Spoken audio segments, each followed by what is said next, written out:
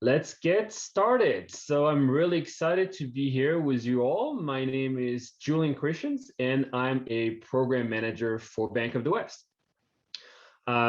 Personally, I've been in the US for 10 years. I'm originally from Brussels, Belgium, and I'm really excited to be the host today for this conversation because financial preparedness for international students is very important to me.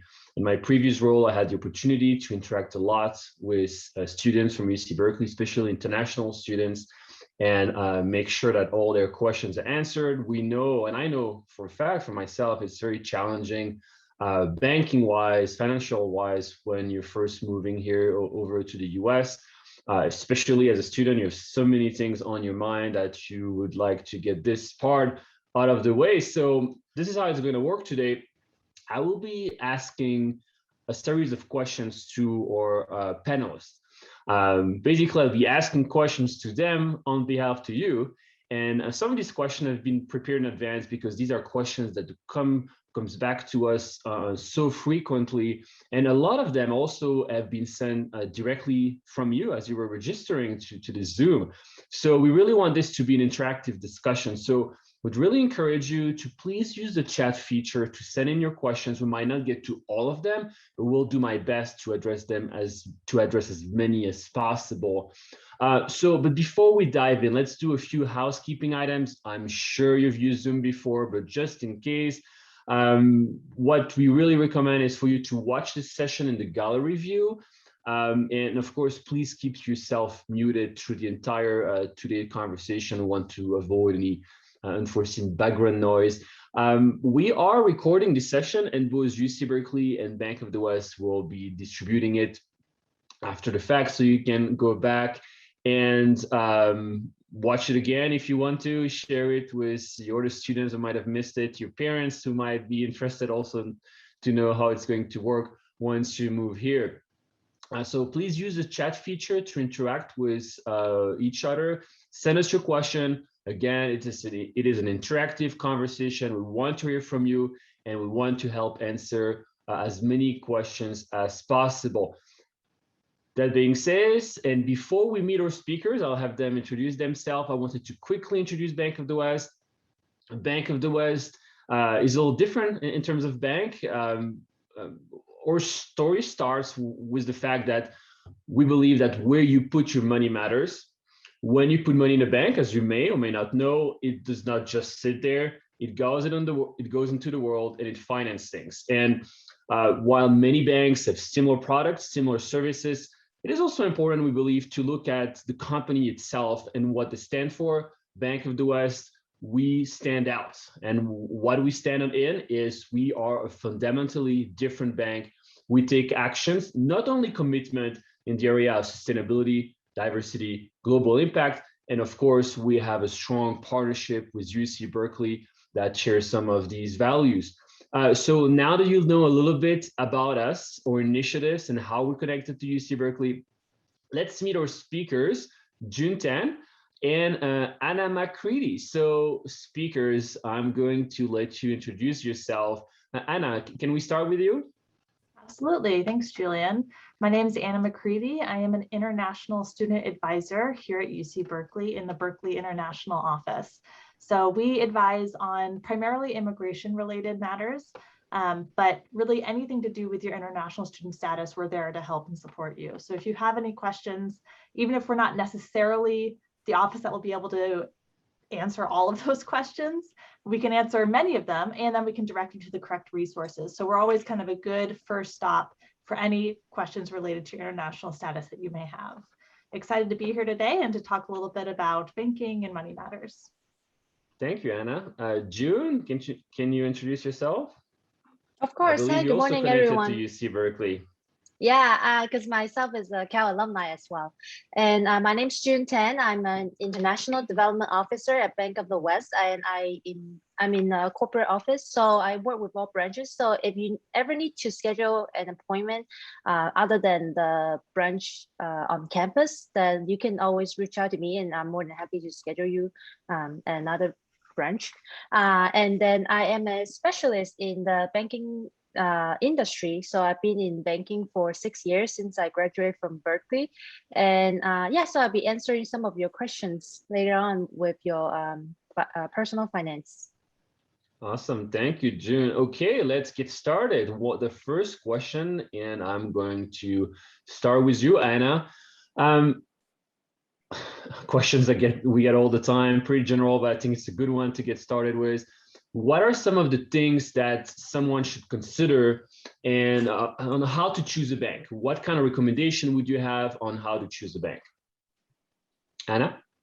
Yeah, that's a great question. So I think there are a lot of different factors when choosing a bank, and there are many banks in the US, many different institutions, and those institutions have many banking options that have different benefits and different types of accounts. So it's really important when you're thinking about choosing a bank that you really do your research, look into the banks and their different benefits and what options they have, and see which one fits your lifestyle and your needs. So one thing to consider is location. So you are going to be here in the Bay Area, hopefully for a little while, and it might be helpful to choose a bank that is local here that you're able to access easily.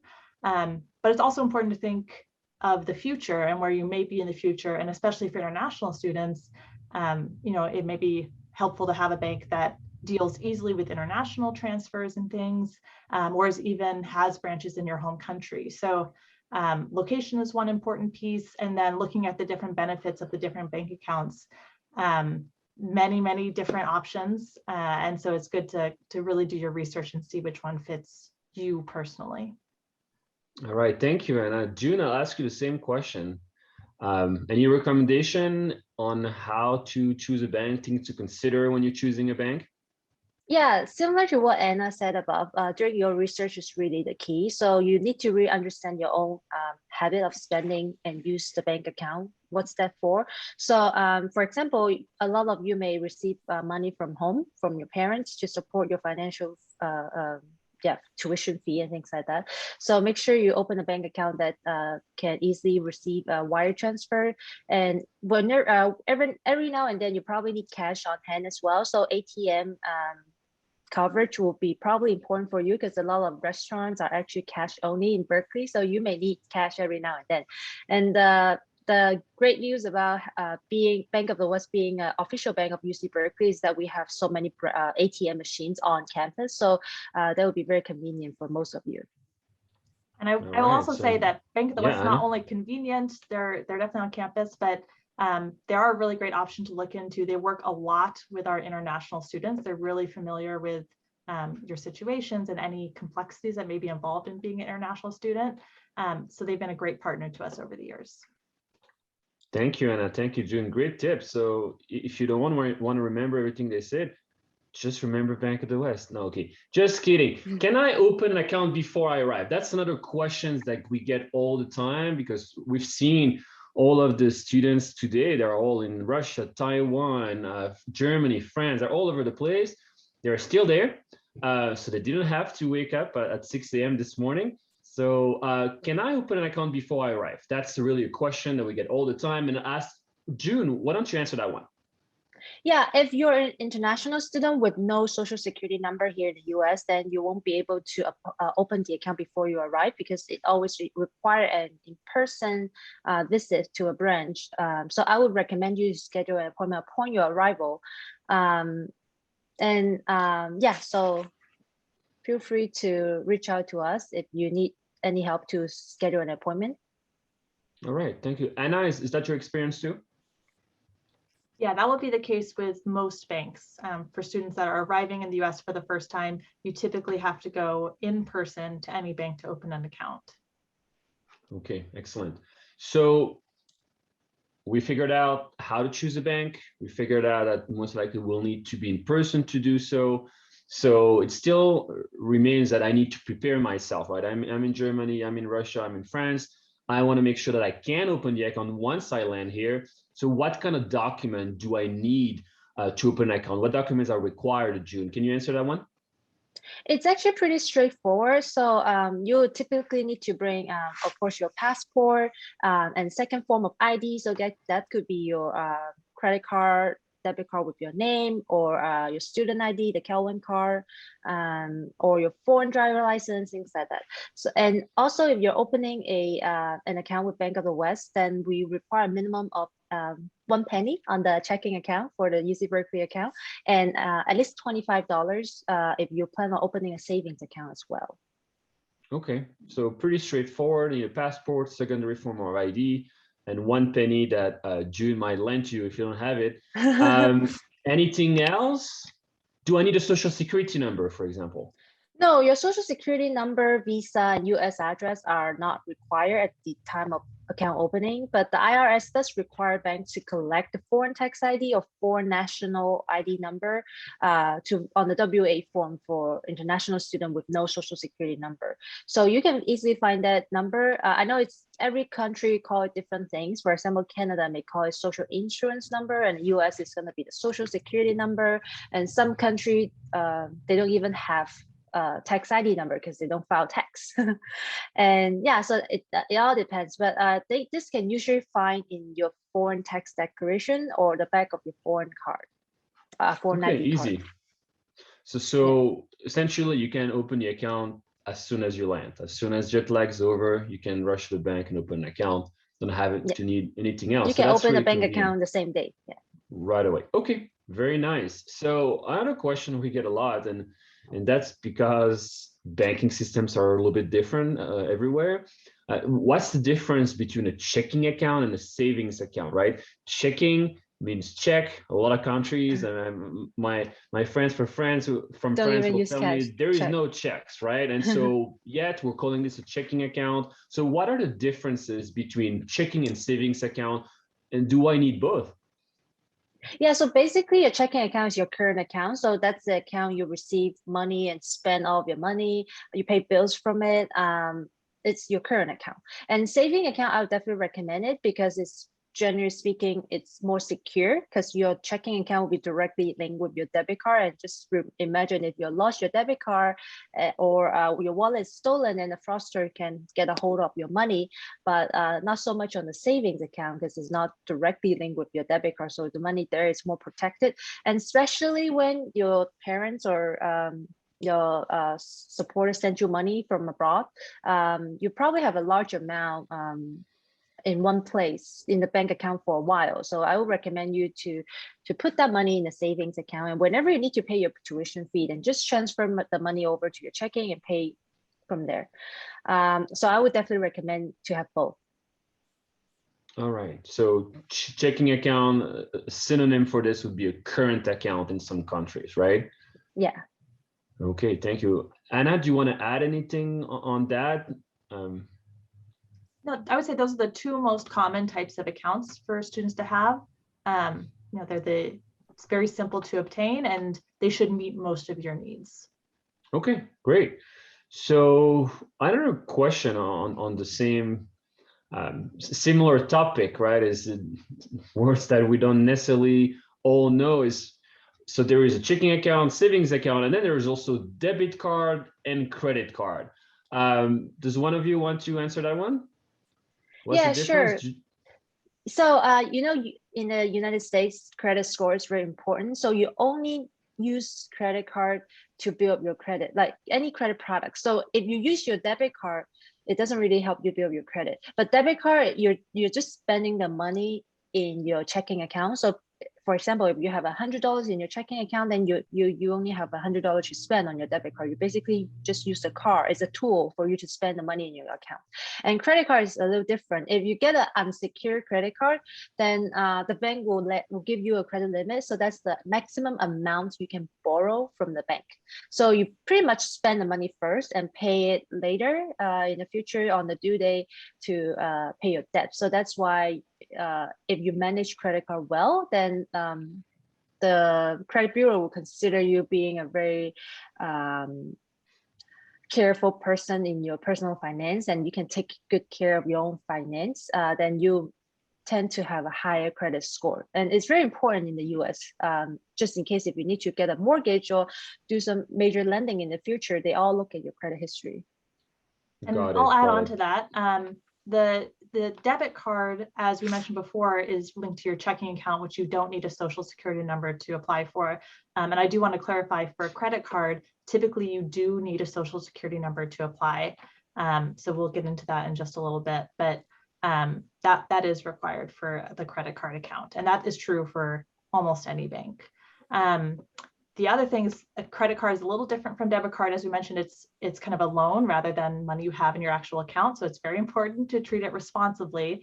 And credit cards tend to have higher interest rates. So it's something where you want to make sure you're paying it off every single month and not accruing more and more debt on there. So it's a little bit more important to treat it carefully, because you are using it to build your credit, which is a huge benefit of the credit card. But the reverse can also be true. If you're not paying it off every month and you're accruing more and more loans on there, then it can have a reverse effect and give you a poor credit score, which could affect you negatively. Okay, thank you, Anna. Yeah, once you start Googling credit card, you'll soon enough find the term credit score, which is completely foreign for a lot of our friends on the chat here. So once you start in this rabbit hole, you can see a lot of conflicting information and urban legends. Anna, do you have any tips or recommendation on how to start to build a credit score and why it's important? Yeah, a credit score is very important in the US.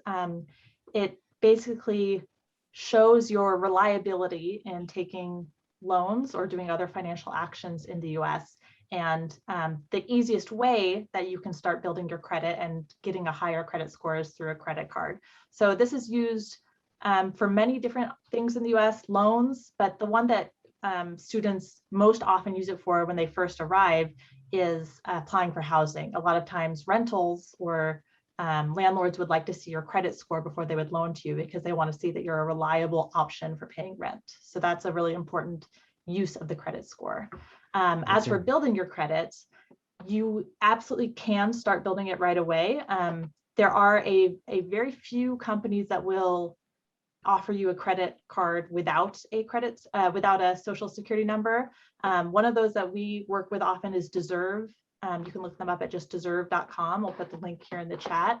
And they're one of the few companies that does offer a credit account without the credit score, without the social security number. So you can start building your credit right away. Otherwise, you can get a social security number when you're in the US, but for students, anyone who's here on a student visa, either F1 or J1, the only way you can get a social security number is by first getting a job. So we'll talk about the employment stuff in just a little bit, but the easiest way for you to get a job, if you're wanting to get a social security number, would be to get an on-campus job, because you have that authorization right away to get an on-campus job. We can talk a little bit about that more if you're interested at Berkeley International Office. So if you're looking for an on-campus job, you're wanting to get that social security number, feel free to come check in with us and we can talk about it more. Yeah, All and right, when you have Anna. the social security, Lots of great tip. Yeah, I and was just when you about have to ask you, the June. Oh, go ahead. Yeah, when you have the social security number, then you can apply for a secure credit card in a lot of financial institutions. So how it works is you have to pay a $25 or $35 annual fee, and then put your own money as the deposit to be the credit limit. So for example, if you want your credit limit to be $800, then put a safe deposit for $800 so that you have the credit limit for $800. So that's how it works for security credit card for most of banks. And your credit score is ranged between 330 to 850.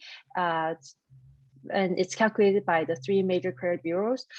So I would say a good credit will be probably on a 700-ish, but you don't really see your credit score within the first 6 months of your usage of your credit card, because it takes time to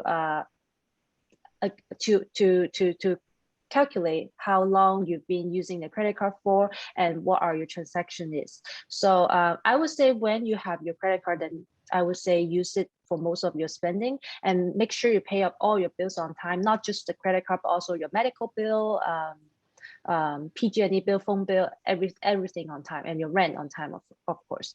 And I would actually recommend you to have multiple lines of credit open, because that's very useful to help you build your credit as well.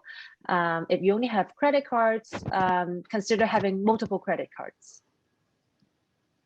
All right, thank you, June. And Anna was mentioning an option to get a credit card before you have a social security number. Just to clarify, you can certainly have an account, let's say, with Bank of the West and have a credit card from a different financial institution, correct? Because Yeah, I that's know in some completely countries fine. not the case. Okay, Well, that's got it. completely No, fine. that Yeah. great to clarify. All right, and I saw a couple more questions on the chat. Make sure you check it out. These are some clarifying questions that we were getting through. It was trying to answer them on the fly. All right, well, Anna, let me get back to you. You touched base on this briefly, and you say that landlords, once you apply for an apartment, typically will ask you for a credit score. But we also just saw that once you land here, you don't have a credit score. So how do I not, how do I rent an apartment? How do I find and apply for an apartment without a credit score? That's, I think, a question we are all dying to get the answer to. Anna? Yeah, absolutely. That's a really, really common question and a really great question for incoming students. Hopefully, the majority of you may have already found housing, fingers crossed. But for those that have not and are still doing the housing search, this could be something that you're dealing with. So first of all, for any on-campus housing, you should not need a credit score in order to apply and to get housing. So that's a great options for first coming, initial incoming students to look at the on-campus housing. For off-campus housing, this can sometimes be an issue because it is very, very common for landlords or for renters to to ask for that credit score to see if you have that reliable credit history. However, Berkeley is a very international city, and the landlords in the nearby area tend to be pretty familiar with international students and their situation. So they may be willing to waive the credit score option if you explain that you're an international student and do not yet have a credit score in the US. Another option is they may ask you to have a co-signer from someone who does have a credit score. So that may be someone, if you have friends or family member here in the US who's willing to co-sign for you, that basically means they're backing you and they're willing to take on the responsibility of that rental if you're not able to pay it. So that could be another option for students who don't yet have the credit score. Okay, Yeah, thank you, and Anna. That's must be yeah, reassuring. June, any tips? I have something to add on that. So some landlord will also require a statement, a bank statement or deposit attestation to make sure you have the funds available on the account. Because for all they care about is whether or not you can afford this apartment, will you be able to pay the rent on time? So and especially in the cases that you don't have credit history, the landlord don't know who you really are. They probably require you to provide a bank statement. Okay, thank you. Yeah, and I went through the same process when I arrived, and I think one thing that was really huge is letting them know up front that you don't have a social security number and why you don't have a social security number, and so you'll not have a credit score. It's not because you have bad credit, it's just because you've just arrived. So being upfront about it, as Anna was saying, a lot of landlords, especially in the Bay Area, are very familiar with people from abroad. So just be upfront about it and shouldn't be too much of an issue. All right, so we figured out how to open an account, what you need to open an account, what credit score is all about, the fact that you do not necessarily need a credit score to find an apartment, but you will have to pay a lot of things, including the rent. So how can I efficiently transfer money from abroad? June, that must be something that a lot of people want to answer. So June, can you answer that? How can I transfer money from abroad? Yeah, sure. Most people, and we also recommend transfer money via wire transfer. And the United States does not participate in the IBAN system, so we don't use the IBAN number. I know it's commonly used in a lot of other countries, but we use the SWIFT code, your individual account number, and the bank address. So you only need those three information to submit a wire from and provide the information to your sending bank. They will be able to send you money. It normally takes about 2 business days if everything goes smoothly for the wire transfer. So when you initiate the wire transfer elsewhere from abroad, then you probably receive it within 2 business days. And please know that you only receive US dollars in your Bank of the West account. So even if you transfer foreign currency, it will only be converted into US dollars before posting on your account. All right, great. Anna, do you have anything you want to add on transferring money from abroad? Oh, that was pretty comprehensive. Thanks, June. All right. All right. So another question we get a lot, right? Because, you know, a lot of these students have parents and parents wants to help. So can students' parents transfer money from their home country to, well, let's say June, to Bank of the West or some other bank, even if there is no Bank of the West or no subsidiary of that other banks in the country of origin? June? Yeah, so parents should be able to transfer, and they just need to, those three pieces of information, like the SWIFT code, the name, the account number, the address of the bank. And once you provide the information to your parents, they will be able to go into their local branch. It doesn't matter where it's located in the world, or whether or not it's BNP or Bank of the West, it could be any bank.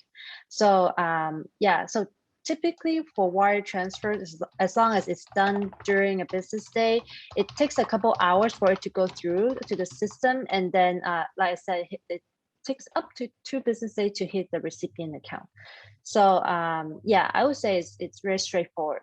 As long as you provide their information to your parents, they'll be able to send you money using their own bank in another country.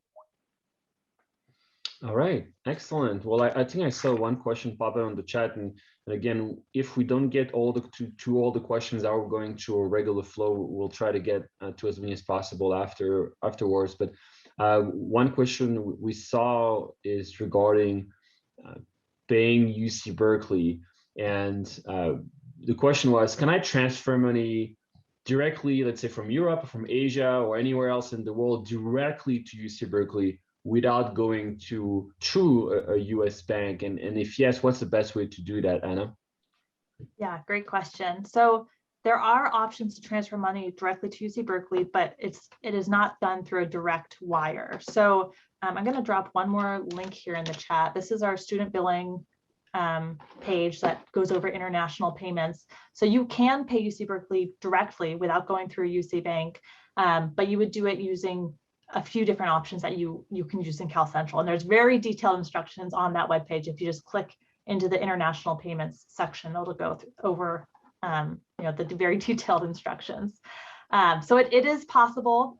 You would use either Flywire or Western Union Global Pay.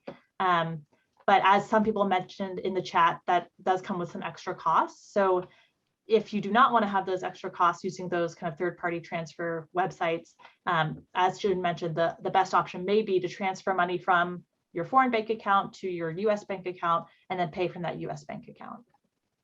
Okay, thank you. And I believe someone on the chat also recommended an alternative way of converting the money before it hits the US bank account. So make sure you check that out. There is so many new companies getting out on the marketplace that you might want to check out that might make this either cheaper or easier. But it seems like at the end of the day, you want this money in a US bank account before you start dispersing. So, all right. So we figured out how to move money from abroad to the US. Now I have money on my US bank account and I want to go about and live my life.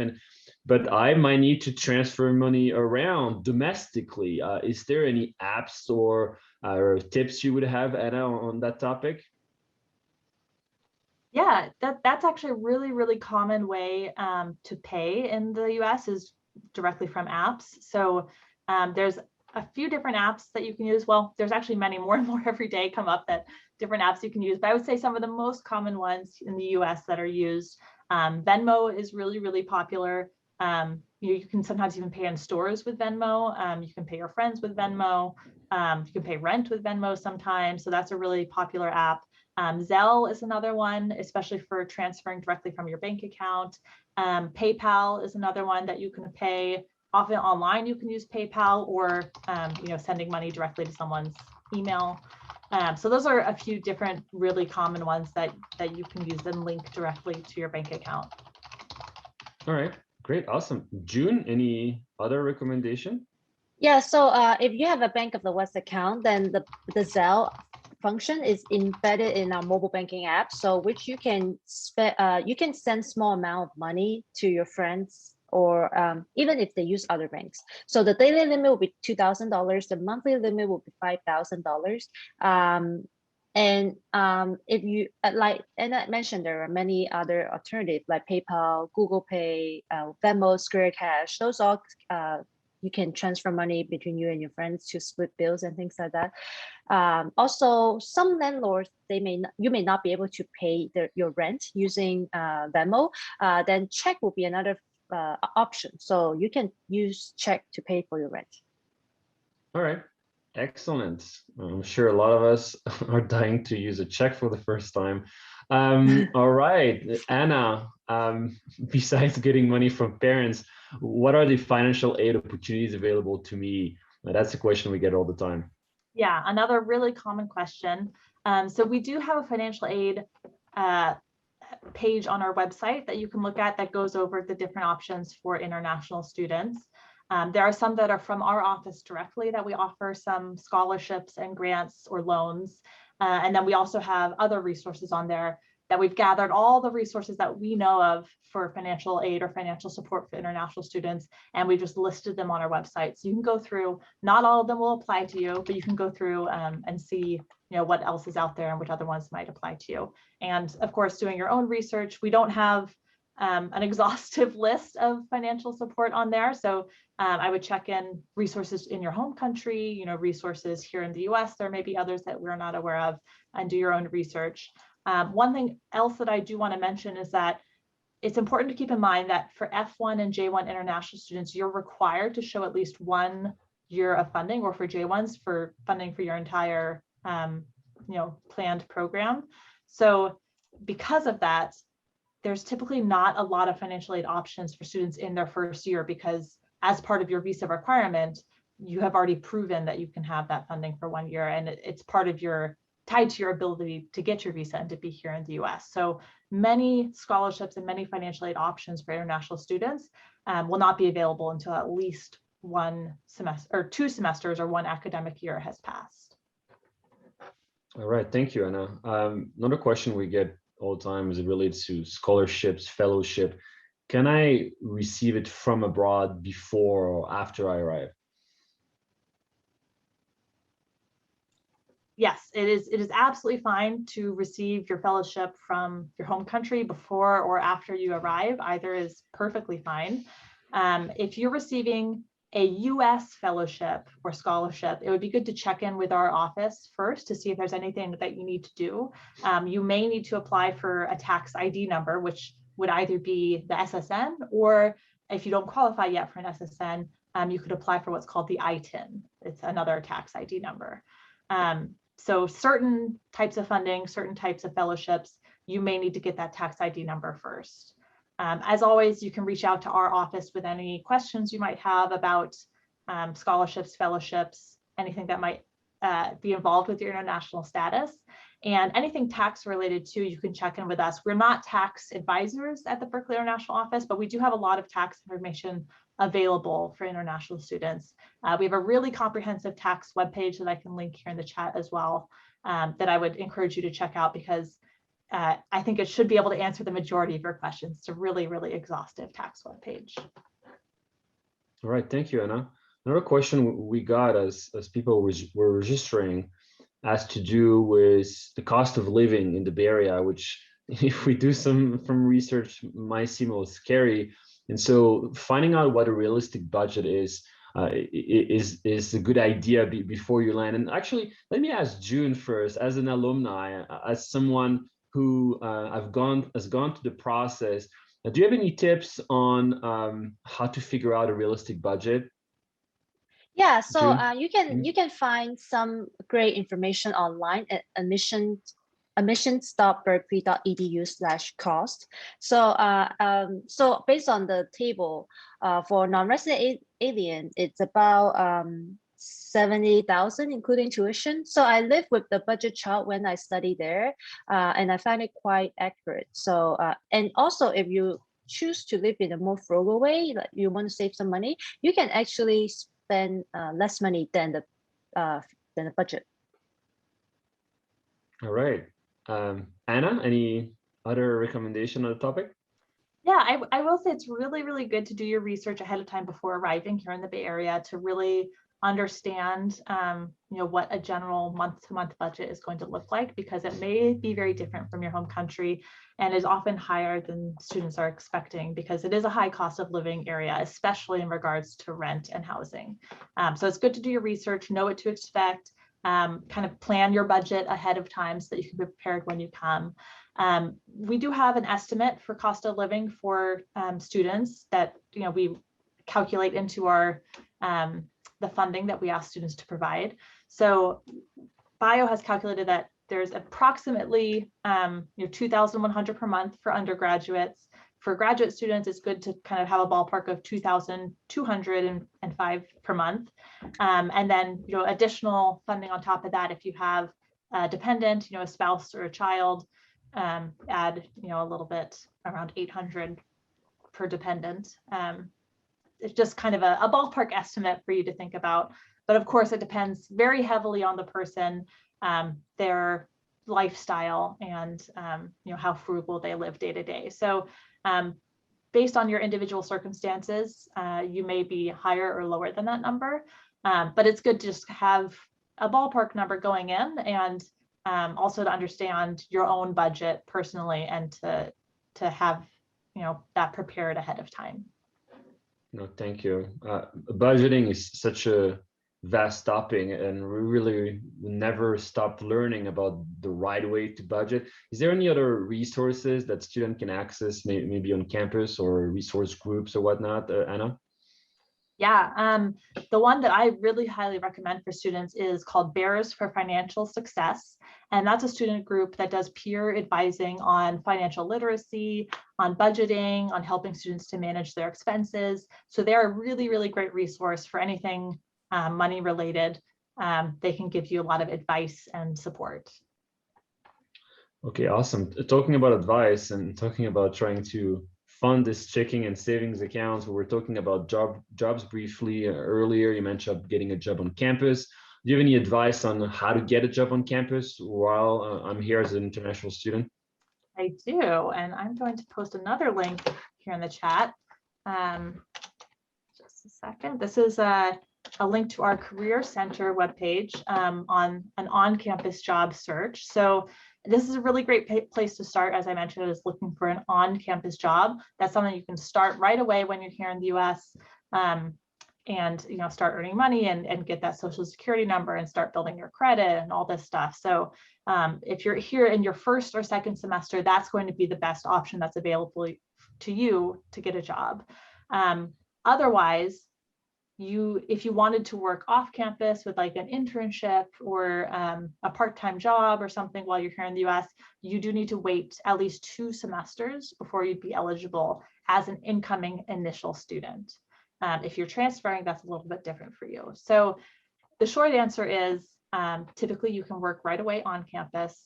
Off campus, you have to wait a little bit, and you have to apply for a separate work authorization. So if you're wanting to work on campus, still check in with us. For J1 students, you do need permission, but it's a pretty quick permission. For F1 students, you have automatic authorization. You can start working on campus right away.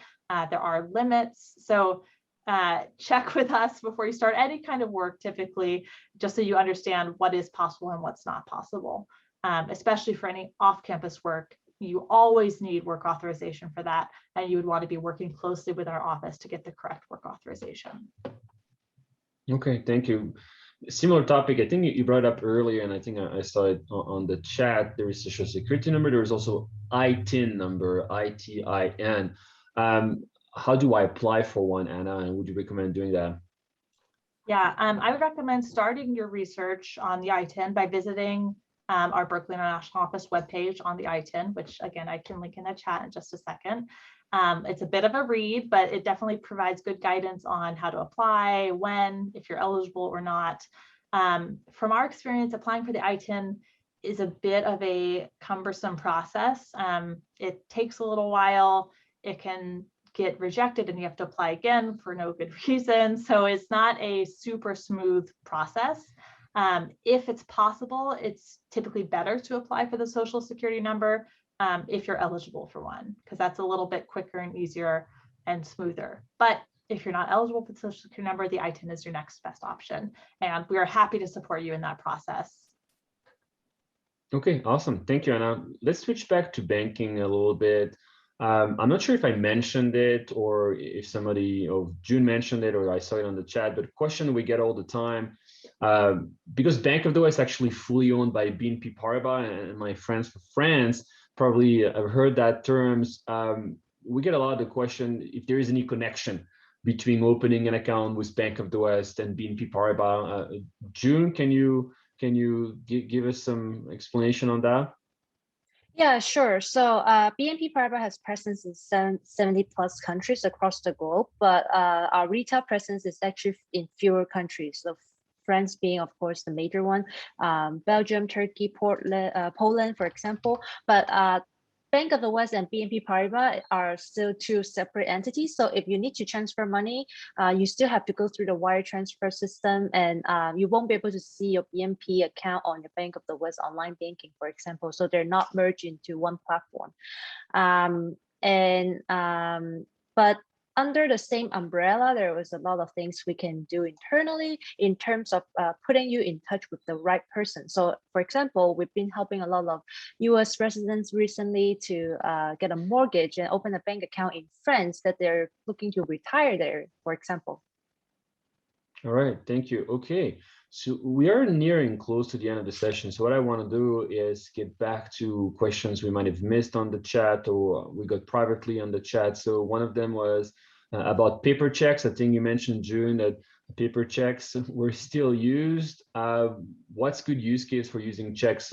What kind of example of use case would you have in terms of using checks, June? Yeah, I would say for international students, you probably use check to pay for your rent, or if you need to submit any application to the government, then you need to attach the check with the application to pay for your application fee. If you're, for example, extending your visa, things like that. And other than that, you don't really use checks a lot. And with the account opening, you'll be given at least four temporary checks to start with, so you can. I think those will last for a while. All right, thanks, June. Anna, anything to add on the topic? Yeah, I would agree. Checks are not used often in the US. They're kind of old school form of payment, but they can be helpful to have in certain situations, especially for things like government applications. If you're applying for things by mail, a check can be really helpful. Another option is the money order, which is another very common option for paying for government processes. That's very similar to a check, and you can get a money order through your bank. The difference is that the check takes money out of your bank account, whereas the money order, you pay upfront, and it basically is treated as that amount of cash that you can mail and pay for certain things. So that's very common with things like applying for OPT work authorization, applying for change of status, other things that you would be applying to the US government for. All right, okay, let me get back to some of the questions. These are questions that we covered, but we know how complicated and confusing they can be. So let's go over them in a slightly different way. Maybe somebody asked, can I get a Visa card from a US bank account that I would be opening in the US? And what kind of fees are we talking about? I think really has to do with the difference between debit card and credit card, right? June, I believe that you can have a Visa debit card and a Visa credit card, a MasterCard debit card, a MasterCard credit card, right? So can you go back to this topic slightly and kind of help us figure out again what the difference are between debit and credit? Yeah, sure. So actually Visa and debit, Visa and MasterCard is actually, it doesn't really matter because you just, most merchant will accept both, I would say. And the major difference is between the debit and the credit card. So debit card is you're using a tool to spend the money in your checking account pretty much. You're using it to spend your cash in your checking account. And then credit card is the bank will give you a limit for you to spend. So you first owe money and and spend money first and then pay it later on when the due date comes. So you need to be really cautious about it, and also reliable on your own personal finance to manage it well. And you will build up credit history by using credit card, but by using debit card, you don't build up any credit at all. Okay, thank you. Another question has to do with having a US address. I think, June, you mentioned earlier on that we do not need a US address to open an account with Bank of the West, correct? I can use my foreign address. Can you confirm? That's correct. Yeah. Okay, You excellent. don't need a US Thank you. That was excellent. Other questions here. We're all concerned about COVID, but also we don't want to wait around forever to open a bank account. Should I make an appointment in advance, or should I just show up at the branch? Well, I would definitely recommend you to open the to schedule an appointment. So especially during the pandemic, we're trying to limit, control the amount of people show up at the branch at the same time. So trying to control the traffic a little bit. So I will definitely recommend you to make the appointment before going into the branch. All right, excellent. Thank you, June, for confirming. Another question, I think you covered it, has to do with, is there anything I can do to get the process started to open the bank account before I arrive, or should I just prepare my documentation, schedule an appointment, and do it all once I arrive? You can do either one. So if you can send us your profile information beforehand, we probably can build up your profile before your arrival. So that shorten the appointment a little bit, but you still have to visit the branch upon your arrival in person to open the account. Okay, excellent. I'm just going to the chat again, make sure I didn't miss anything. And of course, as we mentioned at the beginning of the session, we'll be sending resources, we'll be sending the recording. So if you arrive a little late, or if we went a little too fast for your test, you'll be able to watch it again later. I think we covered it all pretty much. I would maybe end by asking either of you, and let's start with Anna. Is there anything you wish I had asked you that you don't want to have to answer a million other times later on? Anything that you would recommend people to know before they move here, Anna? You know, I think we covered the majority of it, Julian. Yeah, I can't think of anything else off the top of my head. But again, if you have further questions, I would really, really encourage you to reach out to Berkeley International Office.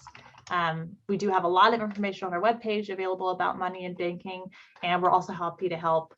You can email our office. You can sign in for advising to speak one-on-one with an advisor. So there's multiple ways to check in with our office regarding anything with your international student status.